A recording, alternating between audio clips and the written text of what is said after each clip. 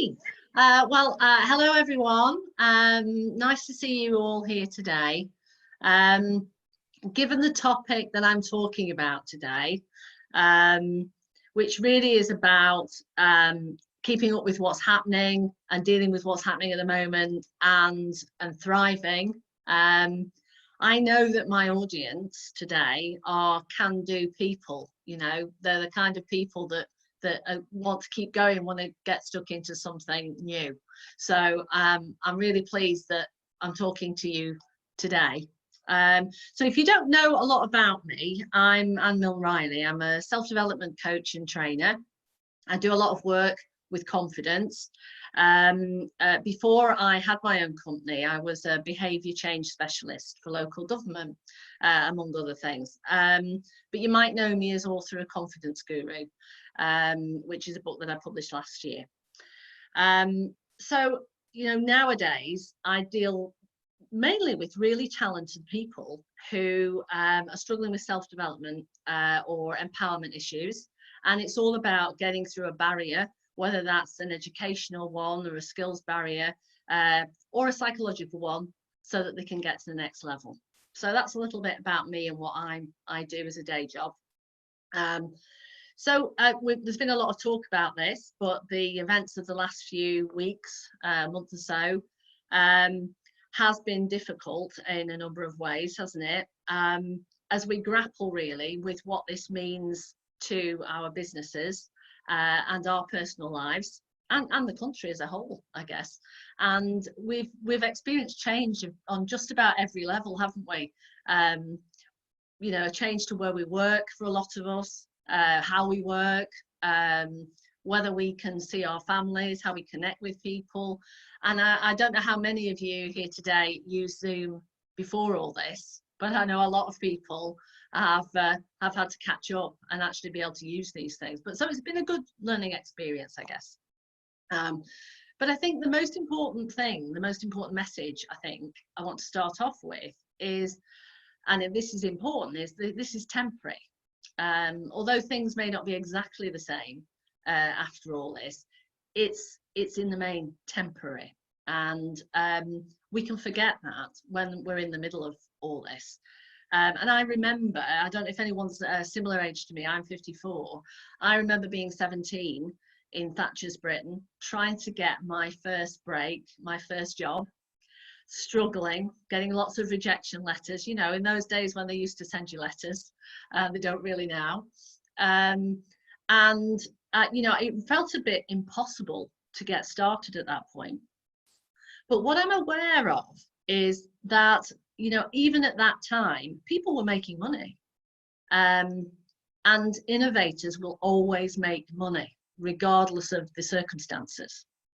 And so, you know, I'm speaking to that innovator in you today, because, you know, those are the people that move with the times and look for new opportunities. So, you know, I think there's some statistics somewhere that say in a recession, lipstick sales actually do really, really well. They increase because lipstick makes us feel good. So if we're having a difficult time, you know, it's nice to make ourselves feel good, you know. So any great business owner, I think, will tell you that events like this throw up opportunities. I've just been speaking to Coral about the latest opportunities with Pink Link Ladies. And so providing we've got that confidence to work with that, pivot and flex our business to work with that, you know, then we'll be fine. You know, it's just having that confidence to do that. So this masterclass today is really about helping you to accept change, to tackle any negative thoughts that pop in your mind, to help you regroup. And really important, remember the skills and knowledge that you already have from the whole of your life that you can apply to this and bring into this, to recognize your resilience. We'll be talking a little bit about that, but also to help refocus you. Because a lot, you know, I've been hearing a lot of stories even before this masterclass of the way people have been changing their business to meet new demands, and it's really exciting hearing those stories. But, you know, maybe we can go a bit further. Maybe we, you know, some of us are sitting there thinking, I don't know what to do differently.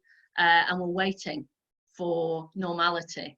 You know, we're waiting for normality so we can get back to our previous lives, but things might be different. So that's what this is all about. Okay, so I want to start with some of the negative thoughts that we experience. We're all guilty of it. So it's something that all human beings do. We, you know, even when we're confident, we get these pop-up thoughts from time to time. And they can prevent you from enjoying experiences or distract you from what you're focusing on. You know, they can drain your energy, they can stop you from taking control of situations. So I thought it was important to talk about negative thoughts today and just to talk a little bit about how we can manage those. So you might have heard of negative thoughts being described as cognitive distortions or thinking errors. And one of the most common thinking errors is catastrophizing. I think we've all done that at some time. Certainly at the beginning of all this news and everything that happened with the virus, you know, there were times that people thought, what does this mean for me? You know, and, you know, you go from one thought to another, which is negative. If this happens, what if that happens? What if that happens? Well, of course, we've only got a certain amount of control. But it's really important to stop that process because it doesn't help us in any way. It actually holds us back. So catastrophization is one thinking error. You know, believing that when something goes wrong, it's all our fault. That's another thinking error. They're all either overgeneralizations or they're just simply untrue. And one of the, you know, big messages here is that thoughts aren't facts. You know, we act on our thoughts very often. You know, we have a thought, results in a feeling, and then we act on it. But actually, many of our thoughts are irrational. They're not facts. And so what I want to look at today is what you can do about that if you're having one of those days where those negative thoughts are popping up. Okay, so the most important thing is to acknowledge them, recognize that they're there, and then you've got to think about how to challenge them. You know, so, you know, one of the thinking errors is black and white thinking. Now, I don't know if you identify with this. You know, something goes wrong and you think, well, that's it, everything's ruined. Okay, total overgeneralization. Just because one thing's gone wrong doesn't mean everything's going to go wrong. We've got to challenge that. Okay, that thought pops up and we have to look at the evidence for whether it's true or untrue. We have to look at our own resources for actually changing a situation. And so it's really, really important because at that point you've stopped that negative cycle. By challenging it already, you've stopped that negative cycle. Okay. If you're struggling, if you're having a bad day and there's negative thoughts popping in, try and take a break from it. You know, do some mindfulness, watch a bit of a program, do a Sudoku, you know, just get your brain engaged in something else, just for a little while. Because what you find is when you go back to what you were doing, that cycle has ended. Okay? And just try and release the judgment. We're really judgmental, aren't we? Judgmental about other people, judgmental about ourselves very often. Just try and let that go. You know, because all of these things are actually counterproductive. They're stopping us from feeling better. And, you know, there's been a lot of research, hasn't there, about gratitude, about practicing gratitude. This is a really important thing. If you can, you know, reflect on what you've got, you know, what you've achieved, and think about that, that's what really counts. You know, and that's what will get you through any difficult situation. And finally, with regard to negativity, I want you to just try and focus on your strengths. You know, there's so much we can do in a difficult situation. You know, focus on what you've got, what you can use, what you can do. And we're going to come back to that a little bit later. Okay, so you know, there's a lot of talk about resilience at the moment, how to be resilient, you know, how to maintain that resilience. And resilience is really about your ability to bounce back from a difficult situation. And some people are better at it than others. So, I want to just talk to you about a few little tips really to help you to maintain that resilience and keep bouncing back from anything. Because I think we're in a situation where we're learning a lot of new things at the moment. I don't know if any of you are getting frustrated with technology, because I'm doing things that I've never done before, and it's taking a little bit of time. So, you know, sometimes you might give up altogether, but with resilience, you bounce back and try again. Okay. So I think it's important to be kind to yourself. You know, this is no time to talk yourself down. This is a time to talk yourself up, to encourage yourself, and just give yourself a bit of a break if you're struggling with learning something new or achieving something. And this is where your inner voice comes into play. You know, we've all got that voice, haven't we, that says, you can't do that, or I can do this. We've got a choice, really, in terms of what that inner voice can do. There's been some research about the impact of your internal commentary on mood. And we all know, don't we, that if we went into our workplace or saw a colleague or saw a friend and they said something critical about us, it would probably hurt. It would probably have an impact.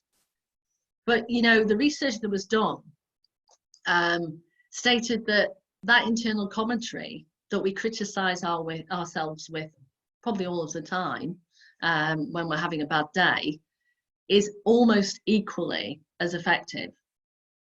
So, you know, you wouldn't want to surround yourself with people that were constantly criticizing you, because it would be negative and it would have an impact on you. It would upset you.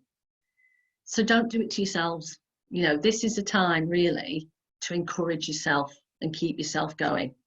That voice in your head needs to be saying the right things.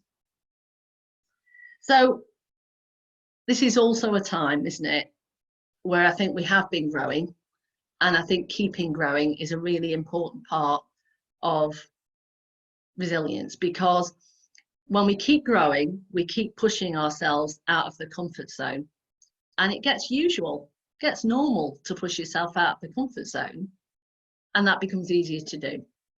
So if you keep growing and you keep learning and you keep trying new things, your resilience remains. Okay. And again, this is something I've been talking to people a lot about at the moment. To remain resilient, we need to connect with people. We need to keep connecting with people. And Pink Link Ladies is a great example. It's an opportunity, isn't it? There's all those business ladies that we can communicate with. We can get a bit of moral support. Ask for it if you need it, because they're all people like you. And so if you use that and connect with people, and also if you don't know how to do something, ask for a bit of help. There's a lot of expertise out there. Use it, you know. And finally, where resilience is concerned, just one final point before I answer some of your questions in the chat. Identify your own sense of purpose. Now, why are you doing, or why did you start your business? Why are you doing what you're doing? Okay. For many of you, it probably wasn't about becoming wealthy. It was probably about spending more time with our family, or having more flexibility, or being able to do a hobby that we enjoy, or something around your health. So, you know, think about that. You know, in a lot of ways, we're still able to do what we wanted to do. Okay, so I'm going to take just a few moments and answer some of these questions and just see if there's anything that you know I can answer for you right now. So, okay, so I don't think we've got any questions in the chat area yet. There are some that have come up. Actually, there are some that I can see actually, and just one of them about the lipstick in particular. Who is it? Jenna ordered a lipstick literally this week, for those reasons, so she can identify with that. Rubbish Wi-Fi. My chief headache at the moment, Sylvia, I'm with you. I feel your pain. I understand that. Okay. All right. So I think that's them for now. So what we need to move on to, I think, is how we regroup. And an important part of that is remembering your skills and your abilities. You know, the ones that even you had before you set up your business. You've got a lot of experiences and knowledge you can apply to what you need to do now in terms of regrouping. Everyone on this call, I think today, has had some sort of setback in their life, whether it was the ending of a relationship or not getting the dream job, whatever that was. Many of these things you will have forgotten all about.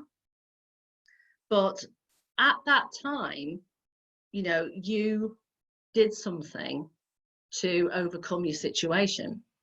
You know, you found the ability to overcome. And so what I want you to do when you reflect today is think about how you got there. You know, what did you do that helped you to overcome? You know, what did you do? What did you change that made everything better? You know, recognize you survived that situation, and you know, think about how you change direction. You know, remember that actually you've always come back from these setbacks. You know, you've always found a way, and recognize the steps that you took then, because they're useful to you now. And it's useful to think about the skills and the knowledge that you've gained up, you know, throughout the years. I mean, we've all had probably previous experiences before we set up our own business. I've been a single mom. I've known what it's like to lose my parents at a young age, so I've had to be quite independent. I've been hungry in the past. I've worked in the media and advertising. I trained as an archaeologist. That was helpful. I've been a magistrate and worked in local authority. So, you know, even before I did my business, you all have your past and your history before this. And with each and every experience, I can honestly say with all of those experiences, I learned something, you know, that I maybe can apply today, you know, and you're all the same. You've all got those experiences too. So in terms of what to do next with business, as I say, I've been hearing some really, even before this call, I've been hearing some really great stories about how ladies are changing what they're doing to meet the new demands that are out there at the moment. And, you know, that's that new term, isn't it, that we're hearing a lot about, how to pivot your business. But what it really means is, you know, what we do to meet the needs of our audience as it changes, you know, and we're all, I think, to some degree having to do that right now. So every good business will find opportunities, and you know a lot about your businesses, and you know a lot about your customers, no doubt. So, you know, the first thing to do, I think, is to focus on some market research. We know our audience usually, and we know what they want. We've come over time, and we've come to understand how our business works. But of course, needs are changing at the moment, maybe temporarily, maybe permanently. And so doing a bit of market research and doing it ongoing is a really good thing to do. There's a couple of tools that I use to figure out the questions that people are asking about confidence or self-development. So, you know, most people know you can, you know, put a topic into Google and questions will come up. And the first few things in the list, the first few items, will give you an idea of the sorts of questions people are asking. I noticed this at the beginning of the COVID-19 scenario, when suddenly, you know, if you put in a question about health, it would say, it would, you know, be something about COVID. If you put in something about finances, it would come up with something about COVID. And you could actually see the main things that people wanted to know at that moment in time. And you can do that with your business, you know, and see what kind of questions people are asking. There's also a website called Ask the Public, which I use quite a bit. And if you put a topic in on Ask the Public, it will give you all the questions that people are asking about that topic. So for me, very often it's about confidence or self-development. If I put that in, it will tell me what are people asking about self-confidence and self-development. I think you'll find it's free, but I think you can only do a certain number of searches each day. Okay, so be choosy about what you decide to search. There is another one, SEMrush, which you may or may not have heard of. That will help you. It helps you with your keywords when you're writing copy on your website, but it will also help you with the questions that people are asking. Okay, so do some market research. Find out what people are asking, and if at all possible, speak to your audience, speak to your customers, find out what they're struggling with right now, find out if there's anything you can help with right now. And another way that we pivot our business is to turn our product into a service. Now, some people find this easier than others, depending on the product. But think about your audience's pain points and you know, figure out if they've changed. You know, if you're a beautician or you work in a hair salon, you can reach out to your regulars and offer tips to help them cope with their look over the lockdown period. You know, also, if you're a beautician, you know, there are a number of ladies I've seen doing demonstrations online, but they're actually supplying the products that will be used in the demonstration beforehand. So you can order the products, the lipstick or whatever, and you can follow the webinar and actually use the products yourself. You could do that with a number of things. Obviously, restaurants, you know, some of them, I'm surprised how few of them, but some of them are delivering food by takeaway. You know, they're doing click and collect options. But if you can't sell your product right now, figure out what people will want in a few weeks' time and be ready. You know, that is one thing that you can be doing. But don't stop. Keep trading, because whether you're trading knowledge for continued connection and loyalty, or you can deliver in some other ways, it's important that we keep up with what's happening so we don't have to restart at some point. We're evolving over time. So, you know, a few ideas I've seen recently are dog groomers. I've noticed them selling do-it-yourself kits, selling products that can be used at home, and they're doing webinars, again, supplying products, doing a webinar so that people can use it. I saw a little dog fringe home cut kit, you know, to cut a dog's fringe, and they're doing Facebook Live demonstrations beforehand, and it's, you know, keeping that link with their customer. Focus on a product feature, perhaps. You know, you might have, you know, a range of products, and one of them is particularly good for anxiety, or something's particularly good at keeping you occupied while you're in lockdown. You know, don't just think about the whole range. Think about something that answers the problem at the moment, the pain points that your customers have. Yeah, I mean, one thing I thought was an amazing example of pivoting was a wedding dress manufacturer that I heard of recently, who has scaled right down on supplying the dresses, but has been making masks. And again, anyone that noticed Google in those first few weeks, and still really, lots of people are saying, where can I buy masks? You know, so, you know, that's a great example of somebody who has not only changed the way they're doing things, they've actually changed their market. And again, that's another thing that you can consider, isn't it? You know your audience, you know your market, but actually, if you pivot what you're doing slightly, is there another audience? Is there another market that will be interested in what you're doing? And an example of this, you know, are some of the famous companies that we already know. people like Starbucks didn't sell coffee. Originally they sold coffee machines.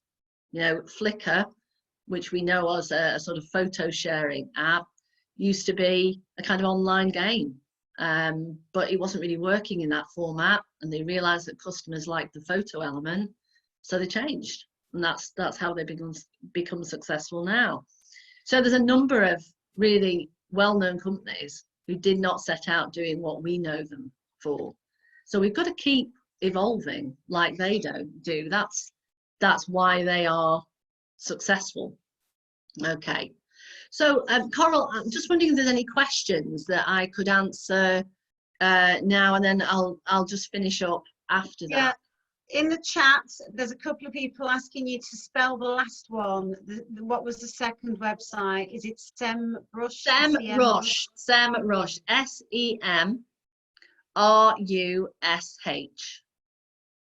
Okay, and the other one was askthepublic.com, I think it is. Okay. Oh yes. Okay. Right. So finally, before I take any questions and we open it up, really this is about this whole when life gives you lemons. If you can't sell lemons right now, start a lemon delivery service. Launch a new lemonade. Deliver lemon cheesecakes. Make lemon soap and cosmetics. Make lemon decorations. Launch lockdown lemon pancake day. Better still, ask your audience. How would they like you to produce lemon products? What they're looking for? What do they want?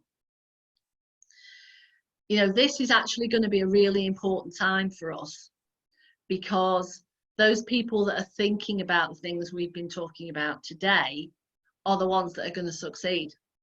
And you're going to learn because you are, here today and you are wanting to learn more. You're going to learn those strategies that make your company more successful and more profitable, because you're willing to evolve. So when you think about the rah-rah skirts of the 80s, I don't know how many of you ladies wore a rah-rah skirt. Oh, not oh, good. You remember them. So when rah-rah skirts went out of fashion, those companies didn't go bust. They made something else. So we've got to keep evolving. Things might be different after lockdown and everything happens, but we can be ready to be there to supply exactly what people want, and we can start doing it now.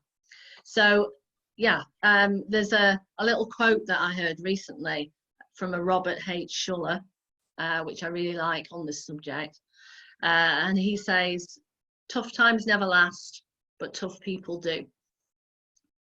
So keep working on that resilience and pivot away, and all will be well. Thank you for listening. Thank you. Do we have any questions? Hang on, let me just unmute everybody. Okay. Sorry, Melissa, was that you there? Yeah, it is. Hi, Anne. Thanks for this afternoon. With sort of like my business, a lot of people sort of asked for videos and things like that for self massage at home and things like that.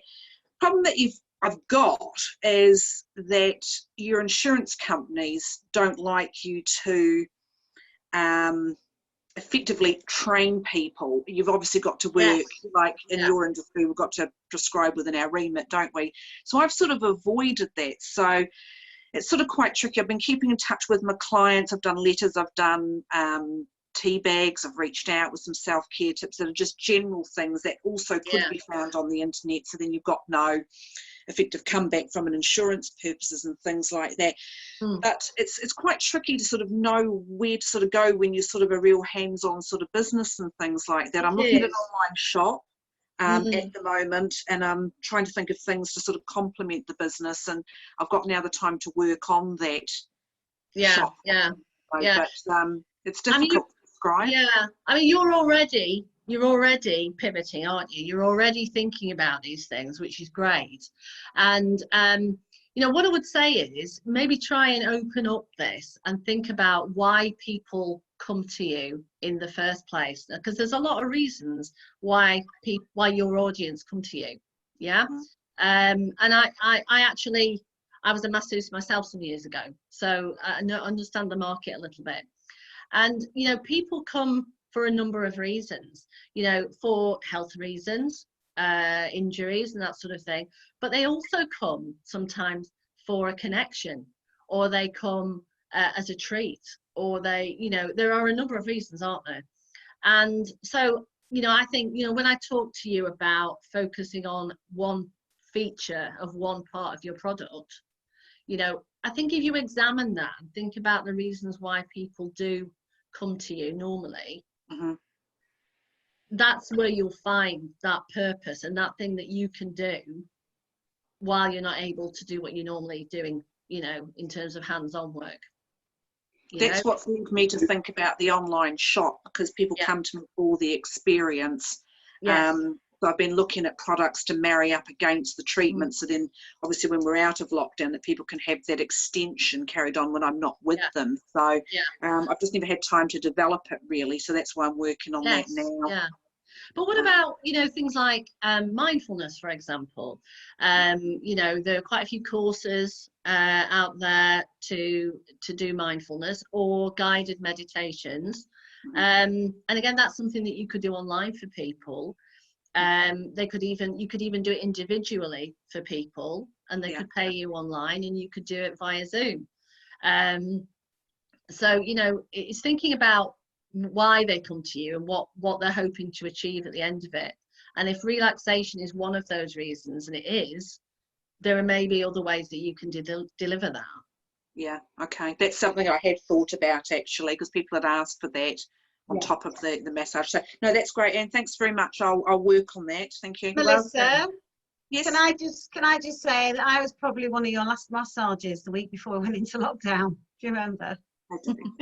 And the reason I had one was just time for me. I wanted to have time to me and to relax. It wasn't that I had a particular ailment or anything, although I think you found a few. But really, it was about that time to feel pampered, time to just chill and to just relax and take away the stress. And you know, maybe there's still things that you could do in a pamper box or something, you know, that you could sell, you know, to do at home with a combination of things, you know, something for the bath, maybe with a mantra, with a, you know, various other little bits in that may be packaged together. The things that I've been looking at the moment, and I'm trying to start to work with Elizabeth Manford to try and do some things like that, and some teas and different things. So then, you know, once I've left the house, if something's experienced and run on, you sort of run into the things that, you know, with the wheels and things like that, you've got so many contraindications, and you've got to be aromatherapy trained. You know, people not knowing how to use stuff, but those types of things, I think I can work with Coral. So yeah, that's how I was going. Thank you. Excellent. So is there any other questions? No? I was speaking to one of our ladies earlier, and again, she has a yoga business. And so I was having a chat with her, you know, she's now going online. And one of the things I said to her is, have a look at the big boys. How are they doing it right now? What are they doing? Yeah. What are they doing differently that you could look at that and think, well, that's good. I could do a bit of that, you know, and bring it into a marketing. So that was something I was thinking, very much looking at what your competitors are doing. That's a great idea. Yeah, it's a great idea. And actually, before we had the masterclass, myself and Coral was having a conversation about how Coral is pivoting her business right now, and it's really exciting, and actually something that I think is more sustainable and probably will be more of an advantage moving forward. Do you want to share a little bit of that, Coral? Well, some of the members know, because I have said, well, obviously we're going online and I'm introducing this new platform. And I think when you talked about pivoting side of things, and you just have to crack on and just get on with it, you know, because there isn't time. It might be scary, do you know what I mean? But the other aspect is to sit and do nothing. So I just think that you have to sort of go, well, let's go down. What's the worst that could happen? Doesn't work? Yeah, we've had a go, you know. So yeah, I mean, obviously we are adapting and changing for the times moving forward, and we're creating a new platform for everybody. But I think once everybody gets in, they'll see that it's going to be bigger and better than it was before, and have more opportunities for everybody. So I'm quite excited, and I think a few people have been in already. I know Kristen was one of our ladies who was first in, having a little bit of play around and a practice. So yeah, I'm excited for everybody to get in there. So yeah, I'm hoping that the future will be brighter, but not just for me as a business, for everybody that's in my community. That it will bring more to the table for people. I think sometimes when you talk about those things that worry you, it's about maybe people, for me it was like people resisting the change, but we just have to embrace the change. And I know it's not easy, and it's scary, but you know. Yeah, but we all, you know, people always make money and people always run businesses regardless of the you know, the scenario. I think it's just difficult to imagine sometimes how you will run your business in a different way, but we all will, and we'll all diversify in one way or another. And in many ways, you know, I am speaking to people where, you know, the future looks like really brighter than it was before. It's actually made people, you know, that have maybe got a bit stagnant and not been thinking about what their audience wants. It's making them think about it more, you know, and updating their ideas. So, you know, I think there's a lot of really positive stuff going on at the moment. You know, if this hadn't happened, I wouldn't have found the thing I found, which I wouldn't have bought to the women. Do you know what I mean? Yeah. And because of this situation, I've now researched, found something, and thought, okay, let's see. And I think the women will really benefit from it. And I think it will help them to build bigger communities. But I wouldn't have done it if we'd have still been back in what we were doing before. Yeah, but bringing it online, Coral, means it's more accessible to everyone, you know, and that I think is a big benefit, you know. Kristen's and I think, coming in here, I think. Kristen? Yeah, okay. Sorry, I just wanted to say, I think that with what you were saying there, Coral, you wouldn't have found it. To be fair, you probably wouldn't have had the time. No, I didn't have the time. Looking for new markets. So, I mean, I'm in a service profession, you know, like what we do is our time anyway. I don't have a product as such, but in one part of the business, we always intended to do online courses. And in 2017, I paid somebody to build me a learner management system I never used. I didn't use it. I didn't put a single thing on it. And now we've launched an online learner management system because we've had the time to actually sit and do it and move forward. So I don't always think, I mean, I've loved everything that you've said, but I think if you've got a business like mine where I haven't had to change what I do is exactly the same, but what it has done is given me the time to look at the things I always wanted to explore, but you're so busy running your business, you don't think about going and doing those things because things are going well, so why do you need to? And I think with you, Coral, you know, you probably, if you'd have stumbled across that, you probably would have just done it anyway and added it on as an extra. But because you've almost, you know, we had to stop the physical meetings, it's given you the time as well to look around and think, right, that was really good. Because when we go back to having physical meetings, I bet you still run that platform. Well, because it's a really good idea. We are staying on there permanently. We're staying on here permanently. When we bring meetings back, they won't replace the Zoom. They will run side by side. But I think the difference being is, before I didn't have the time. I was so busy in my business, I didn't have time to step out, and I was constantly trying to get more people in the business so I could take time to step out and look in. And then if that had happened, I may well have found it, but we were just so busy. It's amazing, you go from being massively busy to doing nothing. Well, maybe not nothing, but you know. Not nothing. Has anybody got any other questions that they'd like to sort of talk about or share or anything? I think, Sylvia, you said you'd had an idea or something before? There we go.